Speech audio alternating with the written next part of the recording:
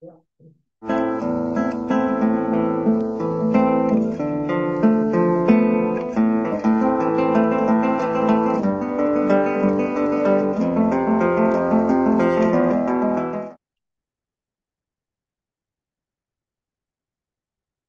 değerli arkadaşlar, değerli dostlar.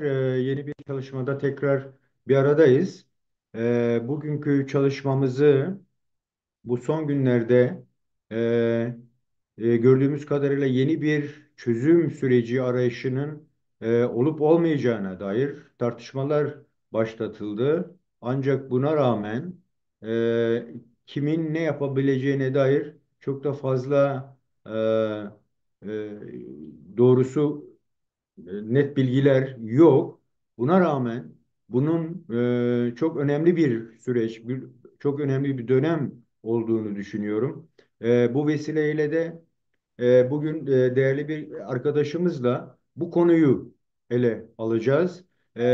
Neden şimdi olası bir Orta Doğu'daki savaşın özellikle de Kürtlerin yaşadığı coğrafyada süregelen bu savaşın nasıl e, sürüp sürmeyeceğini ve 100 yıldır Kürtlerin hak arayışlarının nasıl sonuçlanacağına bakmamız gerekiyor. Dolayısıyla da gelecekte Kürtler neler yapabilir? Bu şu ana kadarki mücadelelerine gerek Güney Kürdistan'daki 30 yıla yakın süren henüz net bir e, statü elde edemeyişine, aynı zamanda Rojava'daki son 12 yıldır süre gelen kendisi toparlama ama yine de statüsüz kalan noktasına baktığımızda bu noktayı çok daha derinlemesine incelememiz gerektiğini düşünüyorum. Bu noktada Ali Hocam gelmedi henüz. E, Ali Hoca alabiliyor musun linki? Ali Hoca linki alabiliyor musun?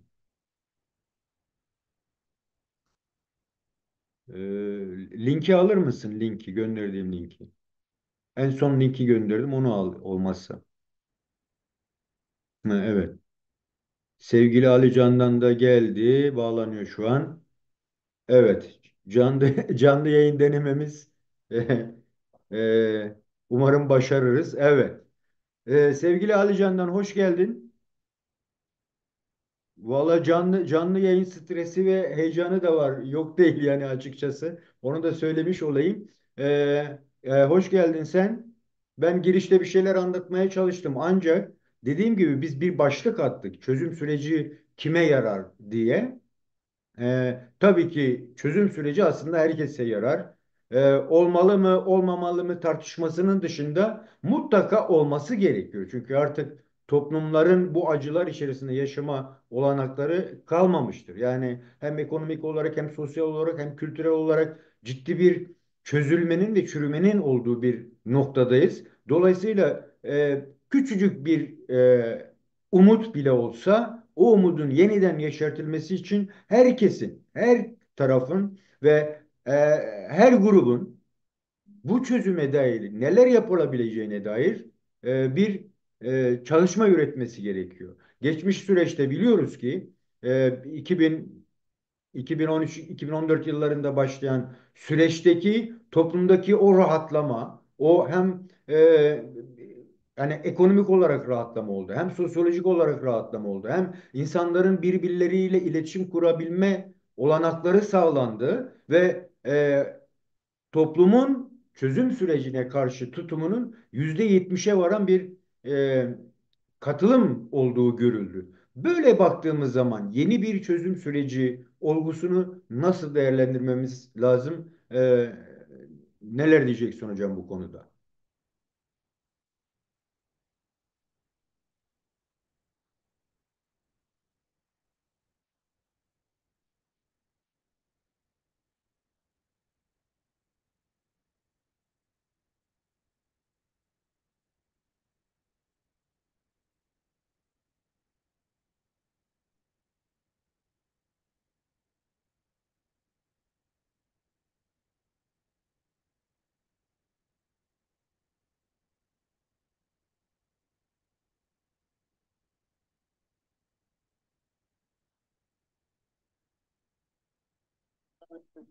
29, 29. isyan, yani 200 yıllık Osmanlı'dan bu yana gelen bir çatışma, savaş süreci yaşanmış iki halk arasında.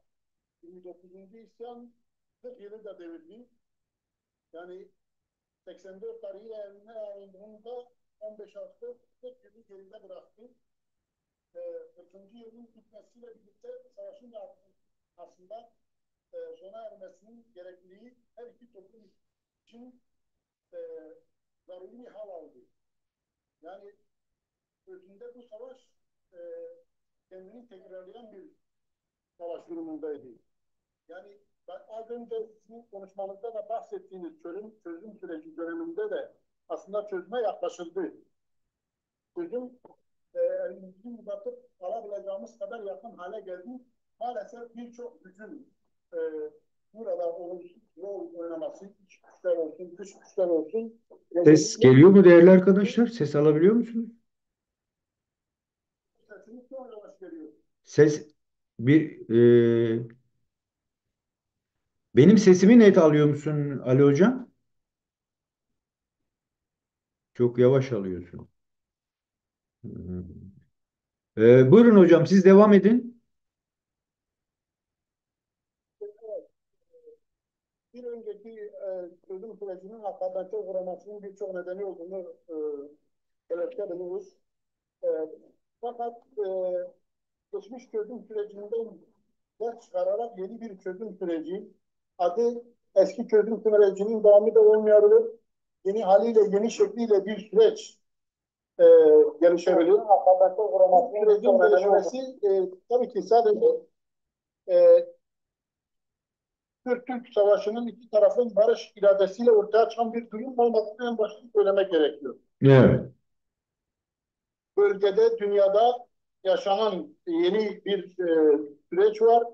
Yeni bir İkinci Dünya Savaşı ve Üçüncü Dünya Savaşı'nın bölgemizde özellikle çok ateşli bir şekilde yaşanması, kanla barutla yaşanması sonucu e, yeni bir Türk çözümü arayışı veyahut da süreci diyebiliriz adına yaşanıyor. Yani Devlet Bahçeli'nin mecliste DEM partilerinin yanına gidip el tokalaşması, elini uzatması, sonradan bu uzattığı elinin barış eli olduğunu açıklaması, grup toplantısında da 2 hafta üst üste bu konuyu ele alması, kendi tabanından tutalım, işte karşı tarafa mesajlar vermesi, hatta bundan da öte hep İmralı'ya direkt Öcalan'a çağrı yapması. Tüm bunlar yaşanan bu gelişmeler kamuoyunu hazırlama yöneliktir. Yani kamuoyunu hazırlamaya dönüktür. Hem Türk kamuoyu hem Kürt kamuoyunu.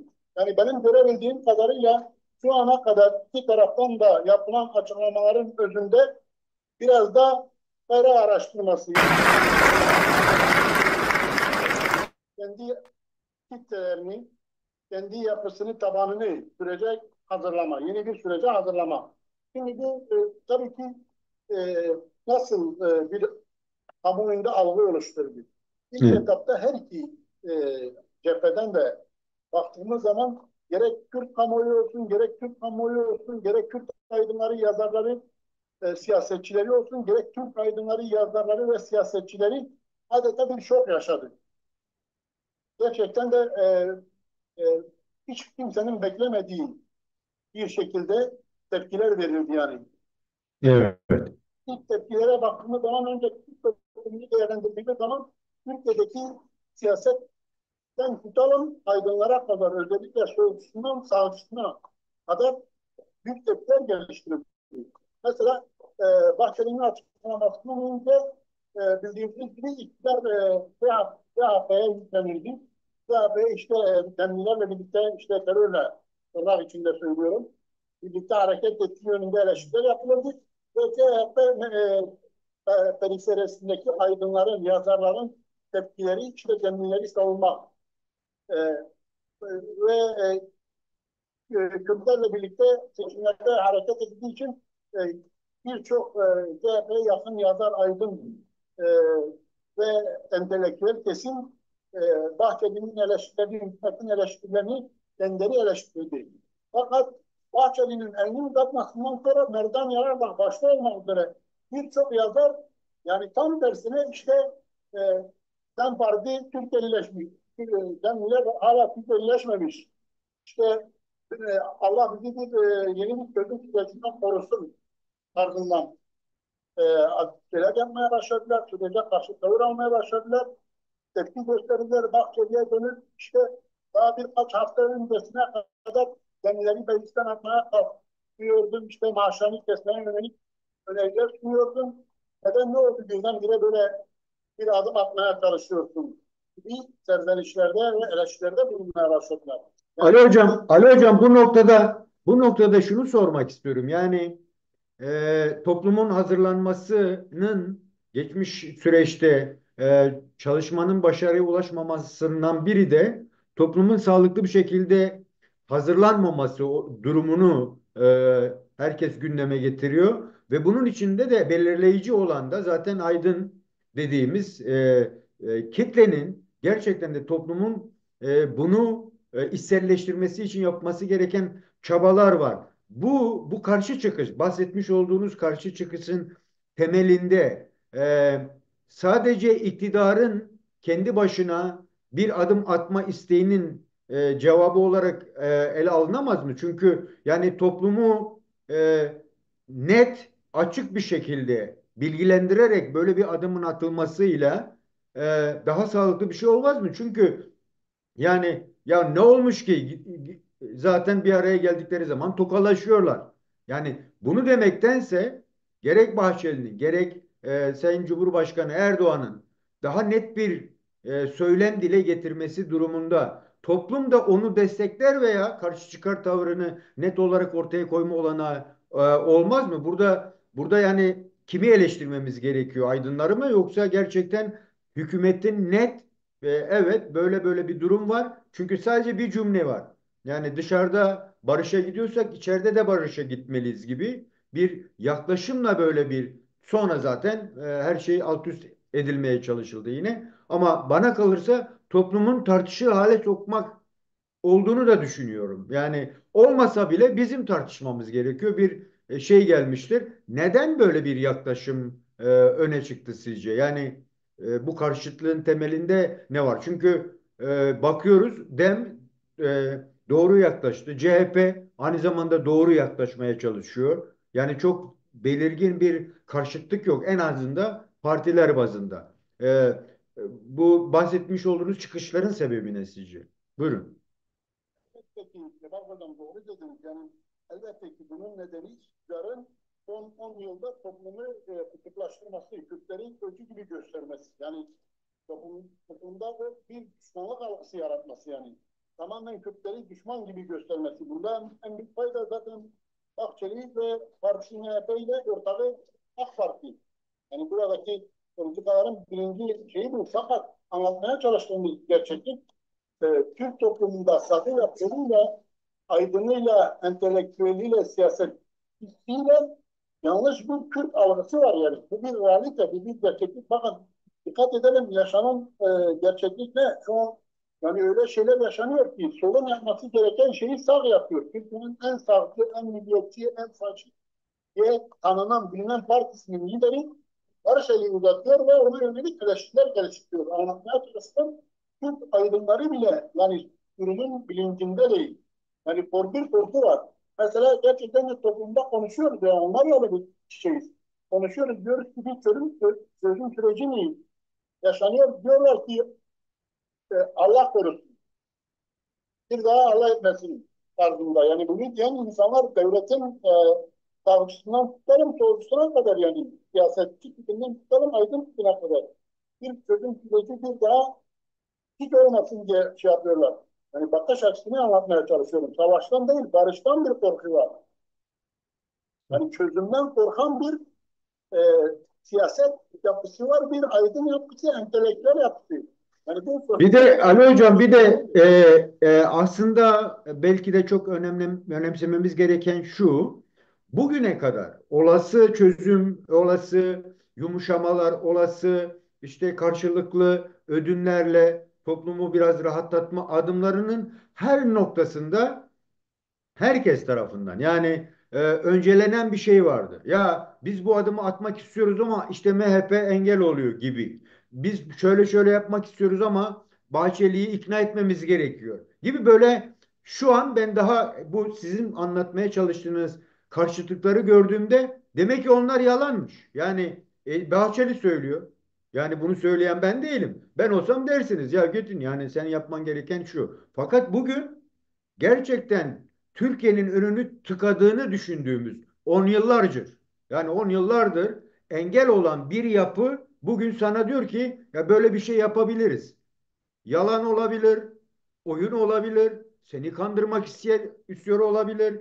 Bir devlettir bu. Uluslararası ilişkiler var. Yani kendi başına değil. Komşuları var.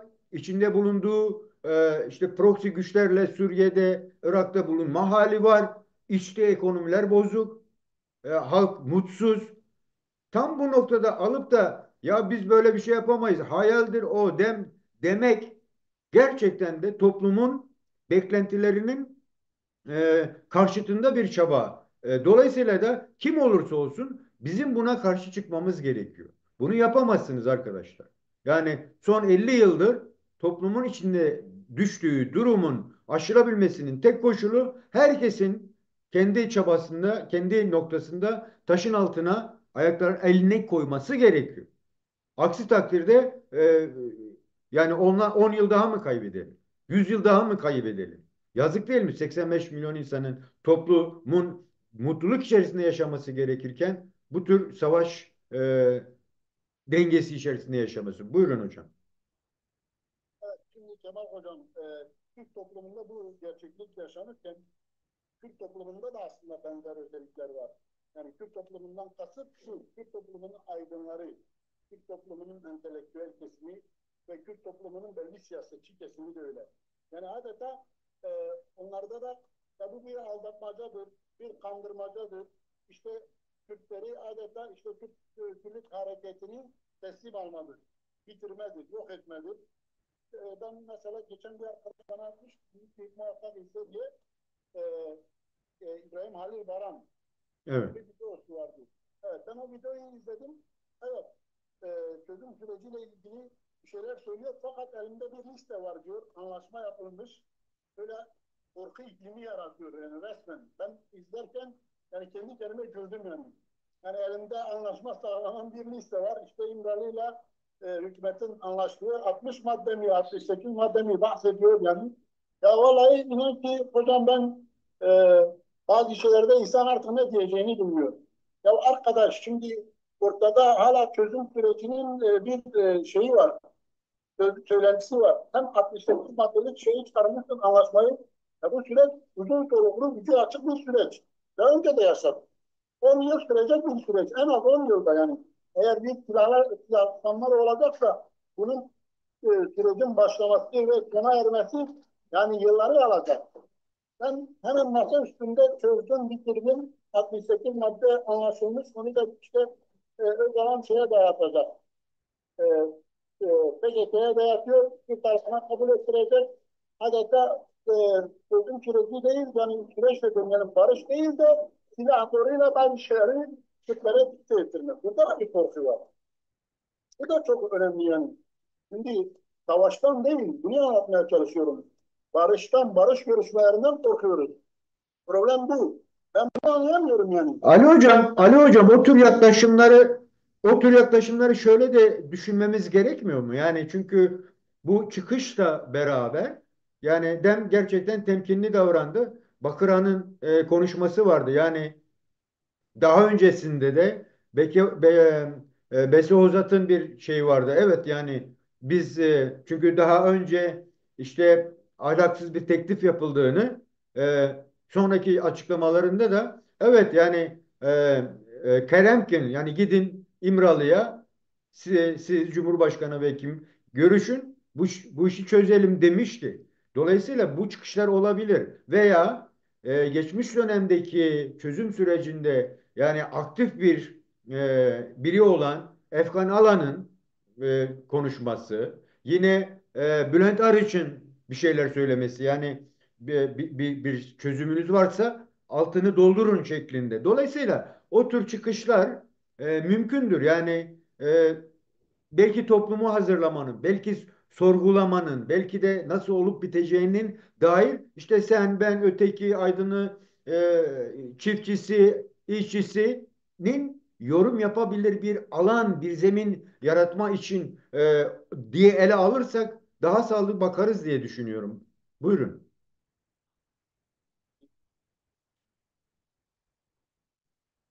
Katılıyorum hocam, doğrudur. Yani daha önce de hatta biz de konuşmuştuk. Geçen ay böyle bir program yapalım.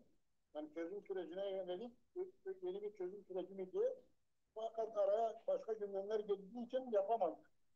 O zaman da yani bizim fikrimiz şu, ben kendi fikrimi söyleyeyim.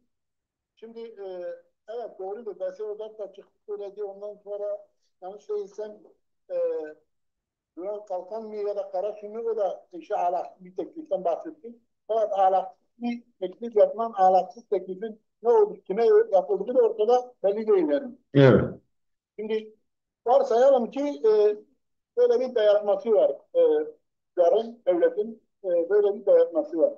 Şimdi dikkat edelim, Kürt hareketinde legal parti ne çıktı dedi. Gerçekten de olgun bir şekilde çözüm sürecine yönelik hem Bahçeli'nin evini Türkiye'nin verdiği mesajlarla e, biz zaten Türkiye Partisiyiz.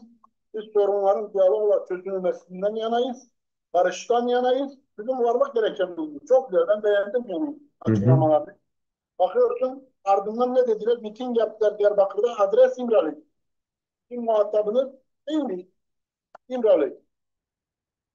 İllegal siyaset İmralı'ya hedef göster yani adres gösterdi. Kandil'den kim çıktıysa açıklama yaptıysa hepsi İmralı'ya adres gösterdi. Ya Kürtler adına kim çıkıyor İmralı'ya adres gösteriyor. Bütün Evet. Evet. Kürt kurumları, kuruluşları, siyasi partileri, legal hareketi, bütün yöneticileri İmralı'ya adres gösteriyor. Eğer ki mantıken düşünelim, ahlaksız teklif İmralı'ya yapılmışsa İmralı'nın tekrar adres gösterilmesi makul müdür yani? Bir ilkokul çocuğu bile bilir yani. Böyle bir şey varsa oradan bir teklif de yapılmış. Kendisi de efendim bazı yazarlar da yaman benim zaman da yazmış. İşte Fidan İmralı ile görüşmüş hatta telefonu kapatmış üzerine karşı. Yine şey Abdülkadir Selvi acaba Öcalan'la görüşme yapılacak ondan sonra Öcalan'ın çağrısını hangi dinler mi? Bunlar işte ben bunu anlıyorum, bunu belirtiyorum. Bunlar kamuoyu oluşturmadır. Bunlar söylenir, söylenmesin demiyorum. Tabii ki söylenecek. Evet. Herkes kendi kamuoyuna bir şeyler sunacak. Yani MHP lideri çıkıp büyük bir sorumluluk aldı. Bir, e, elinde bir gövdesini taşın altına adam soktu. Yani bunu MHP lideri yapmasaydı bence başka hiçbir partiden hiçbir yapamaz. Açık ve net konuşalım. Ama adam sonradan ne çıktı dedik. Dedi işte ben o döneme tavrıda bulunuyordum. Hadi çıksın örgütünü tasfiye etsin bitirsin. Bak çok kısa yani kime mesaj verdi? Hı Ya hı. kendi kamuoyuna veriyor. Çok kamuoyu patlama noktasında. Yani tek taraflı bakmamak lazım. 15 gün önce sen farklı konuştun. 15 gün sonra çıktım bizden bire bunu söyledim. E, kamuoyuna yumuşatmaya yönelik mesajlar vermek zorundadır yani. Bu süreç dediğim gibi yani ucu açık bir süreç geçen defa oldu. Bunun ucu açık mı olur artık e, bir yerde çözüme mi bağlanır bilmiyorum. Fakat ben çözüm sürecinden veyahut da diyelim ki barıştan korkmuyorum. Açık ve net söyleyeyim. Yani kendine güveniyorsan, özgüne güveniyorsan, kendi iradene güveniyorsan da senin korkacağın bir şey yok. Yani sen neden korkarsın? Kendine güvenmezsin. Öz gücün yoktur. Öz güvenin yoktur, korkarsın. Ali Hocam, bir de şöyle bir bakabilir miyiz? Yani bu sadece Sayın Bahçeli'nin talebi olarak belki farklı boyutlarıyla eleştirilmek isteniyor ama girişte de anlatmaya çalıştığım yani bu toplumun bu barışa ihtiyacı var. Yani sadece bu ülkenin değil, komşularımızın da buna ihtiyacı var. Yani süregelen bir Üçüncü Dünya Savaşı var ve o da yanı başımızda ve Kürtlerle Türklerin ortaklaşa geçmişte Osmanlı İmparatorluğu sonrasında birlikte yaşadığı topraklar üzerinde oluyor bunlar. Ve Lozan'la beraber bu parçalanmışlığın Türkiye Cumhuriyeti Devleti tarafında 100 yıllık bir süreye yaygınlaşan bir kısıtlama hali var. Ama ona rağmen işte Güney Kürdistan dediğimiz bir olgu ortaya çıktı. Rojava dediğimiz bir olgu ortaya çıktı. Kuzey Hareketi zaten son 50 yıldır çaba sarf ediyor. Yani böyle de bakıldığı zaman bunun hem Türkiye toplumu hem Kürtlerin buna ihtiyacı var. Bu adımın sadece onlardan gelmiş olması değil, onların da ikna edilmesi gerekiyor. Belki Türkiye'deki toplumun da iknaya yönelik çabaların içerisine girilmesi gerekiyor. Ha, bu sadece Kürtlerin barışı olmayacak. Sadece Arapların, Kürtlerin, Türklerin, Farsların barışı değil, herkesin ortaklaşabileceği. Neden İmralı dendiğinde ise birinci çözüm sürecinde ortaya koymaya çalıştığı bir şeyler vardı.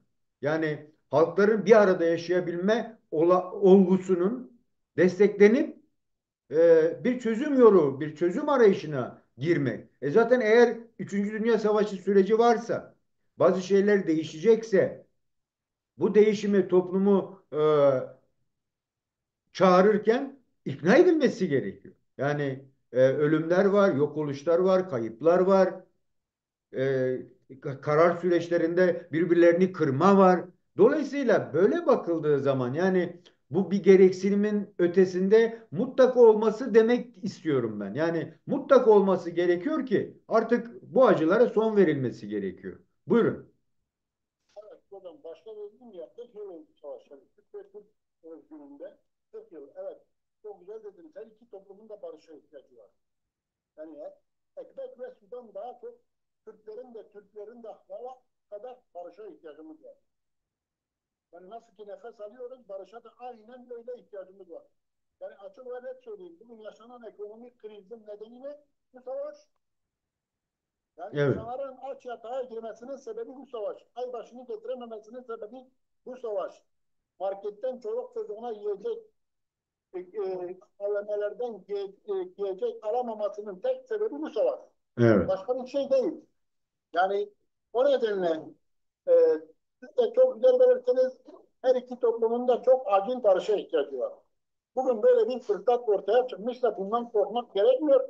Tam tersine savaştan korkmak gerekiyor. Barışa dört elle sarılmak gerekiyor. Ben buna inanıyorum. Yani. İğne ucu kadar bir çözüm fırsatı, barış fırsatı varsa ben tanıdığım Öcalan'ın felsefesi o iğne ucu kadar olan alanı genişletmek istiyorum. Bugün çok güzel dediniz. Niye herkes İmralı'yı e, işaret ediyor? Çözümün anahtarı, çözümün e, merkezi diye gösteriliyor. Yani hepsi e, akıl tutulması mı yaşıyor orayı gösteriyor. İmralı'yı merkez gösterenler. Bahçelisinden tutalım Kandil'ine, DEM Partisi'ne, hükümetin az önce siz de belirttiniz. Bülent Arıncı'ndan tutalım Efkan Alası'na kadar. Herkes niye orayı işaret ediyor? Ya herkesin bildiği bir şey var. O şey şu, korkmamıza, kaygılanmamıza gerek yok. Onun felsefesi Rojava'da hayat buldu. Araplarla Kürtler, ondan sonra e, Azeriler, Ermeniler, Asuriler, Keldaniler, Türkmenler iç şey yaşıyor. Bakın burada 40 yılda belki iki toplumun birbirine girmemesi, kanlı boğazlı olmaması, Suriye gibi, Irak gibi iç savaşın yaşanmamasının nedeni de Öcalan'dır. Onun felsefesidir. Bunu devlet bizden çok iyi biliyor. Yani akıllı Kürtler de bunu biliyor. Kürt aydınlarının akıllı olanları onlar bunu biliyor. Fakat işi farklı yönlere çekmek isteyen, deyim yerindeyse çomak sokmak isteyenler ne yapıyor? Kaygı, korku yaratıyorlar. Elinde atmış. Ben sadece bunu İbrahim Halil Bayram üzerine demiyorum. Buna inanan birçok Kürt aydını da var maalesef. Şimdi Ali Hocam bir de şöyle de bakmak lazım. Yani e, İmralı'nın, Sayın Öcalan'ın işaret edilmesi e, ben öyle düşünüyorum. Katılmayabilirsin. Şimdi şöyle bir şey. Kürt siyaseti dediğimiz zaman yani evet bir devlet var. 100 yıllık süren bir özgürleşme süreci var. İşte hukukuyla, eğitimiyle, kanunlarıyla, iktidarıyla bir yapı var. Ama o yapının karşısında da kendini o hakların en azından anayasal bazda alınmasını sağlayan bir topluluk var ama parçalanmış bir topluluk. Yani bir taraftan e, dağda silahlı mücadele yapacaksın. Bir taraftan öbür parçadan statü elde etmeye çalışacaksın ve o statüleri korumaya çalışacaksın. Bir taraftan içeride yaratılacak değeri üretmeye çalışacaksın. Yani o parçalılık var ya, bu parçalılık sanki bu eleştirilere e, ön açmak isteyen insanlara da koz veriyor. Yani işte Kandil ne der? Dem ne der? İşte KDP ne der? YPG ne der? Öcalan ne der? İşte Edirne'de Sayın Demirtaş ne der? Bu kafa karışıklığının da giderilebileceği bir sonuçtur. Ki kaldı ki Sayın Demirtaş'ın da gösterdiği yine Sayın Öcalan'dı. Yani bir şey olacaksa önce onunla konuşulması. Bir de şöyle bir şey var. Onun da başlamak demek çalışmaların yaygınlaşmasını da kolaylaştıracak bir durum ortaya koyacak yani. Böyle de bir durumu var. Dolayısıyla bunun net bir şekilde Türk toplumuna anlatılması gerekiyor. Hani artık bazı taleplerin, bazı isteklerin mesela Sayın Bahçeli'nin terörist başı tanımlaması bile aslında bu işi kesip atmak için yeterli bir sebep. Ama ne diyoruz? Yok. Yani bu bir savaştır, bu bir çatışmadır. Nasıl tanımlarsanız tanımlayın. Ama bu mutlaka barışla sonuçlanması gerekiyor. Dolayısıyla bazı söylemlerin bile artık dillendirilmemesi gerekiyor diye düşünüyorum. Kemal Hocam en sondan başlayayım, en baştaki şeye Buyurun. kadar da gelelim. Bahçeli mi kendisi mi gitti? Kendi iradesiyle mi gitti? El uzattı ve gitti dışarıdaki savaşta önce nasıl ki barış istiyorsak içeride de barış Bahçeli'ye söyletildi. Bahçeli'ye bunu söyleyen Hiç söyletildiler. bunun bence hiç önemi yok. Yani burada Bahçeli özelinde ben şunu diyorum. Ben Yani gördüm bir devlet var. O devlette çözüme yönelik bir adım atıyor. Ama yalan, ama doğru, ama aldatıyor. Ama bir görüntü var. evet. Mesele bu. Yani Bahçeli'ye devlet dedi ki sen bu görevi yapacaksın. Bu görev senin. Bahçeli buna inanmasa da Bahçeli'nin özünde buna ruhunun tüm derinliklerine kadar karşı koyma olsa da Bahçeli bunu yaptı. O görevli oynadı, rolünü oynadı. Sonra pişman oldu, şöyle çıktı. Hiçbir önemi yok. Dediğim gibi kamuoyu hazırlanması gerekiyordu. O görevi de Bahçeli'ye yaptırdılar. Şimdi bir muhataplara bakmak gerekir. Şu anda Türkiye'deki iki tane tek adam var değil mi? Bir ittifakında. Bir Erdoğan, biri Bahçeli. Ama bunların arkasındaki güç Türklerin devlet gücüdür. Türklerin haklıydır, devlet haklıydır. Devlet haklıdır, karar vermiş. Yani bunlar kararı neden verdi? Şimdi oraya geleceğim. Bakın Buyurun. Orta Doğu'da yeni bir e, Orta Doğu yaratılıyor. Yani yeni bir sistem tüm dünyada yaratılıyor ve Orta Doğu özgünlüğünde bu pratiğe geçiriliyor, realistleştiriliyor. Daha sonra dünya uygulanacak. Bu nedir? Şimdi bunun yansımasıdır Türkiye'yi de başa götüren hocam. Bu çok önemlidir. Bunun yansımasıdır ki Bahçeli'nin DEM Parti'ye el yapması partiye. Şimdi dikkat edelim. Küresel kapitalist sistem yani uygar e, ülkelerden bahsediyorum. Artık atom altı parçacıklara yani protona, nötrona, kuarklara, pentakuarklara kadar hükmediyor. Uzay çağında yaşıyoruz. Yani o kadar bilim gelişti ki, teknik devrim gelişti ki artık yani yeni bir hukuka, yeni bir ahlaka ihtiyaç var dünyada. Yapılan budur. Hani Erdoğan diyor ki dünya beşten büyüktür, beşten büyüktür. Birleşmiş Milletler bugün artık işlemez duruma geldi. Şimdi o zaman yeni bir dünya oluşacaksa, yeni bir Orta Doğu'yla başlanacaksa bu yeni ahlak, yeni nedir? Bu yeni ahlak, yeni devletlerin artık vekil güçleri kullanması çağı sona erdi. Artık Orta Doğu başta olmak üzere dünyada devlet dışı örgütlerin, silahlı güçlerin, devlet içinde devlet olan güçlerin yok edilmesi zamanıdır. Artık öyle bir gücü dünya kabul etmiyor. Bakın İran bunu bütün Orta Doğu'yu devlet güçleriyle sarmış. İslam tek tek kolları kırılıyor. Lübnan'dan tutalım, Yemen'e, Suriye'ye, Irak'a dikkat edelim. Ama ne kaçıp korkudan saklanmak zorunda kaldı. Bugün Irak'taki Haçlı Şebi'nin liderleri kılık değiştiriyor. Saklanacak delik arıyorlar. Yani bugün Hizbullah'ın bir lideri öldürülüyor. Bir hafta sonra yeni lideri seçiliyor. Bir hafta geçmiyor bir lider öldürülüyor. Hamas herkes öyle. Yani bu nedir? Bunu çok iyi okumak lazım. Çok iyi anlamak lazım. Yeni bir küresel kapitalizmin yeni bir hukuku. Bunu da ilk söyleyen, bunun da hakkını yememek lazım. Ben onun yazılarını çok beğenerek okuyorum. Hüseyin Turali Hoca'nın ilk belirlemesini bundan birkaç hafta önce okumuştum. Üzerine de çok düşündüm. Ve yaşanan pratiklere baktığımız zaman evet, küresel kapitalist sistem yani bu atom altı parçacıklara hükmeden güç dünyada yeni bir hukuk geliştiriyor, yeni bir de ahlak geliştiriyor. Bakın bu bizim Kürtlere de uygulanacak.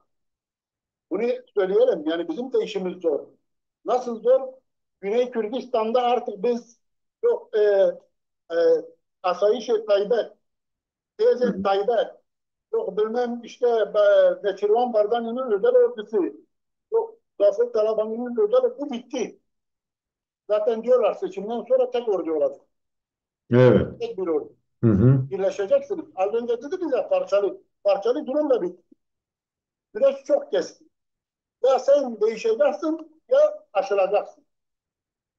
Fakat Evet. biz Kürtlere Allah'a bin şükür ki onlara yöneldikleri gibi yönelmiyorlar. Bu çok önemli. Bunu herkes görüyor.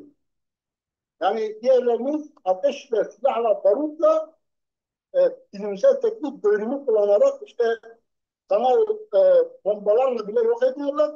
Bize ise bize diyorlar ki değişimi dayatıyorlar. Bunu yıllarca değişimi dayatıyorlar.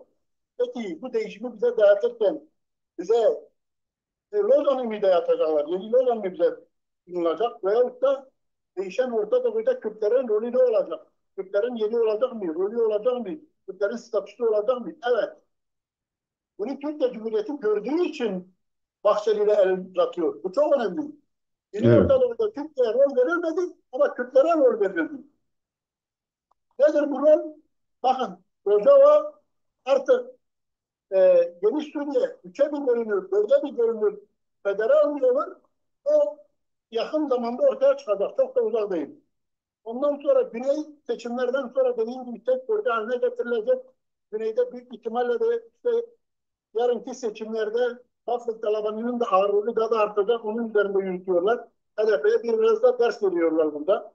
HDP'yi deyim yerindeyse yaptığı yanlışlardan dolayı iktidarda gücünü azaltarak yeni iktidarda dayattıklarını kabullendiriyorlar. Artık bundan sonra HDP'yi sorun olmaktan çıkarıyorlar orada. Bafıl Talabani'yi de güçlendirerek artık ulusal orduyu onun eliyle sağlayacaklar. Yani bu bir realite yaşanacak. Onun gücü artacak ki konuşmalarına bakıyorum. Resulü için diyor ki ben şey vermezsem, izin vermezsem değil başbakan memur olamaz. Böyle iddialı Evet. konuşmalar yapıyor. Boş değil. Bunlar arkası doldurulmamış konuşmalar değil. Herkes bunun farkında. Peki Güney'i bu şekilde yapan Rojava'yı dediğim gibi gelecekte yakın dönemde artık resmi statüye kavuşturan, yeni Orta Doğu'yu kuran kurucu güçler, küresel emperyalist sistem, kapitalist sistem, İran'ı vurduktan sonra ne olacak? Zaten İran'ın vurulması gündemde. Belki yarın olur, belki bir hafta sonra, belki 10 gün, belki 2 ay. Ama sonuçta vuracak. Vurduktan sonra Roşilat'ta nasıl bir gelişme olacak? Bunu yani bütün dünya buna kafa yoruyor. Herkes bunu düşünüyor. Türkiye düşünmüyor bunu.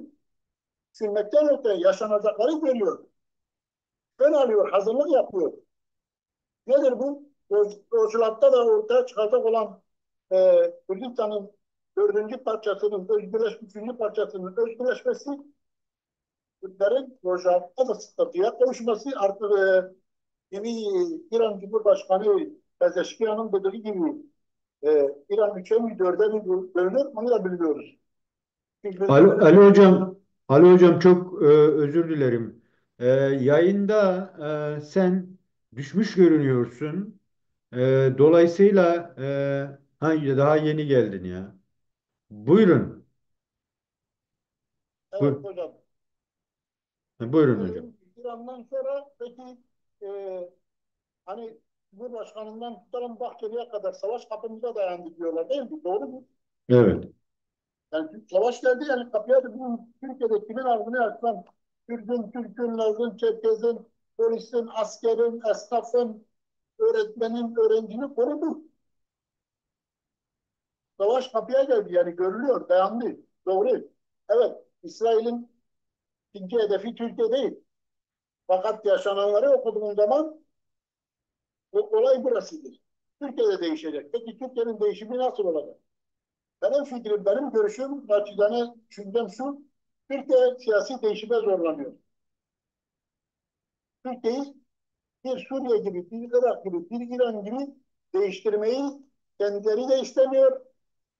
Bunu Kürtler de istemiyor açıkçası. Bunun PKK'sinden tutalım DEM Partisi'ne ondan sonra hiçbir güç bunu istemiyor. Hı hı. Birçok nedenleri var. Sayabiliriz, saymaya gerek yok. Türklerin siyasi olarak e, baskılanmasıyla kendi içerisinde e, Alevilerin, Kürtlerin, kısacası Türk halkının sorunlarının hukuk temelinde çözülmesi dayatılır Türkiye. İstenen bu. Bence bu da çok iyi, çok güzel. Çünkü ülkemizde kimse dediğim gibi bir iç savaş istemiyor. Hı hı. Dış müdahale de kimse istemiyor. Sorunlarımızı niye kendimize çözemeyelim? Neden yani Kürtler ve Türkler olarak oturup e, bir masa etrafında yani şu an Türkiye'de dediğim gibi bu atmosfer oluştu, bu iklim koltuk oluştu. Türkiye'de herkes konuşmaya başladı. İyi. Ben bunu iyi işaret olarak görüyorum.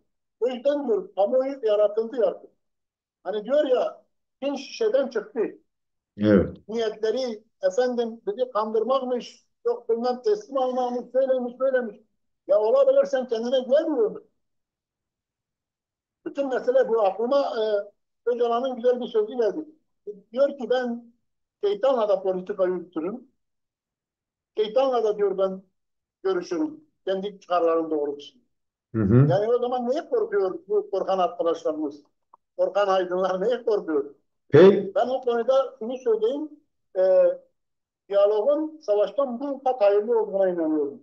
peki Ali Hocam. Son olarak ben istiyorum ki evet bu çokça tartışılsın. Önü açılsın tartışmaların. Bu önümüzde savaşalım mı, girelim mi, çıkalım mı, orayı alalım mı'nın ötesinde. Çünkü sınır ötesinde de çok büyük sorunlar var. Yani İdlib başta olmak üzere işte ÖSO'nun konumu, işte İsrail'in gelme olasılığı korkusu yaratılmak istenen. Dolayısıyla toplumu bu moral bozukluğundan uzaklaşmanın da bir yolu olarak ele alınıp dört bir taraftan bu barışa olası bir katkısı olan herkesin bu noktada gerçekten toparlayıcı olması gerekiyor. Ben böyle bitirmeyi düşünüyorum. Son olarak senden de sözlerini alalım. Çünkü gördüğüm kadarıyla canlı yayındaki bazı sıkıntılar da var.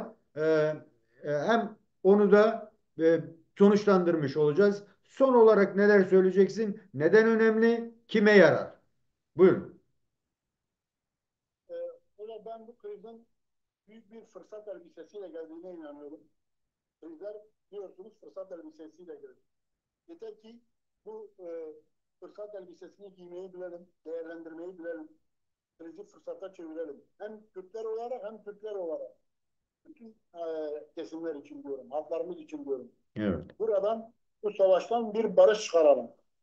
Yani hukuk temelinde eşitlik, adalet temelinde yeni bir e, ülke kuralım, ülke yaratalım. Yeni bir toplumsal gerçeklik yaratalım. Yani bunu yapmanın tam da vakti. Neden? Bugün bir haber okudum, onu yine de paylaşmak istiyorum. Buyurun. Ya ülke artık her tarafı çete olmuş, çetelerle dolmuş. Bebek çetesi. Ya insanın kanı donuyor. Yani çeteler o kadar ülkeye hakim olmuş ki savcıyı tehdit ediyorlar. Savcıya diyorlar ki bizim hakkımızda araştırma yapamaz. Adam 14 tane mi ne bebeği öldürmüş bu çete. Yeni doğan bebekleri alıyor. 800 lira paradan bahsediyor. Ben öyle olduğuna inanmıyorum. Bunun altında yatan başka şeyler olduğuna inanıyorum. Sadece bir 800 lira meselesi değil. Ya şimdi bir İnsan yerde canı insanlık hukuk, da değil. bir yerde hukuk, bir yerde yönetim erki, bir yerde gerçekten de kurumların içi boşaldığı zaman olan biten budur. İşte bu barış o nedenle önemli. Bu barış girişimi, istek ve talebi Onun için önemlidir. Yani bir muhatap oluşturulup konuşabilmemizin yolunu yordamının açılması gerekiyor. Yani yarın öbür gün sokağa mı ineceğiz o zaman? İnsanlar sokağa inerse ne yapacaksınız? Böyle de bir gerçeklik var yani. Savaş toplumu çürüttü oğlum. Toplumu ya gel işte çürümenin, kokuşmanın yani debisi ortaya çıktı bu bebek ölümleriyle. Yani artık çukur demek bile az kalıyor. Çöküş artık çukurlaştı. Daha da diplere iniyor. O yüzden hal hiç durmadan e, bir an önce işte içerideki başta Selahattin Demirtaş, Figen Yüksekdağ arkadaşları olmak üzere serbest bırakılmalı. Olayların kapıları da hal açılmalı. Zaten şu an Türk toplumunda da tartışılıyor. Özellikle hapsi dahil e, artık özgürlüğüne kadar. Çünkü 75 yaşında bir insan halinde artık. 75 yaşında. Umut O hakkı da meselesi de var zaten yani. evet. Yani eğer Türkiye yeniden ayağa kalkmak istiyorsa Kürtüyle, Türküyle, Lazıyla, Çerkeziyle yani tüm 85 milyonluk bir toplum olarak yeniden yükselmek istiyorsa bunu yapması zorundadır. Bunun da yolu geçen programda da belirttik yeni bir anayasadır. Türkiye'de de şu an gündemdedir. Yeni bir kurucu meclisin hal toplanması, yeni anayasanın yapılması ve ülkenin gerçek anlamdaki düşmanlarından korunması. Yani bu gerçek anlamdaki düşmanı da belirttiğim İsrail değil. Yanlış anlamayalım. Evet. Gerçek düşmanlar içimizde. Yani kim ne derse desin. Milliyetçinin ayağıyla, vatan millet Sakarya ayağıyla ülkede bebekleri bile katledenler. Yani binlerce çeteler bunlardır. Peki Ali Konuşmaya Hocam. gerek yok yani. De, Anlatabildim mi? İşte yeniden yapılanma sağlanmalı. Bir an önce ülkeyi barışa götüren politikalar hayata geçirilmelidir. Yani benim bir Kürt olarak, bir insan birey olarak her şeyden önce bir de Türkiye Cumhuriyeti vatandaşı olarak söylemek istediğim son şudur. E, devlet hiç beklemeden adımlar atmalıdır yani. Kısa sürede adımlar atmalıdır ki sonuç alabilir. Aksi halde hani gerçekten de yani önü alınamaz e, gelişmeler yaşanacak. Ben zerre şüphem yok. Çünkü sosyolojiyi bilen insanlar, toplum bilimini bilen insanlar bir toplum bu kadar çürümüş de bunun ötesi yok yani. peki Ali Hocam. Çok teşekkür ediyorum. Değerli arkadaşlar, değerli dostlar, bugünkü çalışmamın da sonuna gelmiş bulunuyoruz. Bir canlı yayın denemesi. Bütün sıkıntılar için şimdiden özürlerimi belirtmek istiyorum. Ali Hoca'ya da çok teşekkür ediyorum. Evet, süreç çok sıkışmış durumda. Toplumdaki o çürümüşlükleri kanunsuzlaşma, kurumsuzlaşmanın aşılabilmenin de bir yolu yordamı. Artı halkların artık birbirleriyle savaşmak yerine ortak yaşamı hedefleyecek bilgi birikimlerin de var olduğuna inanıyoruz. Bu vesileyle umarım Türkiye toplumunda buna kapısını açar ve yeni bir adımla yeni bir çalışma başlar deyip teşekkür ediyorum. İzleyenler, yorum yazanlar, üye olanlara şimdiden çok teşekkür ediyorum. Ali Hocam görüşmek üzere. Kendinize iyi bakın. Teşekkür ederim. Görüşürüz. İyi akşamlar hocam.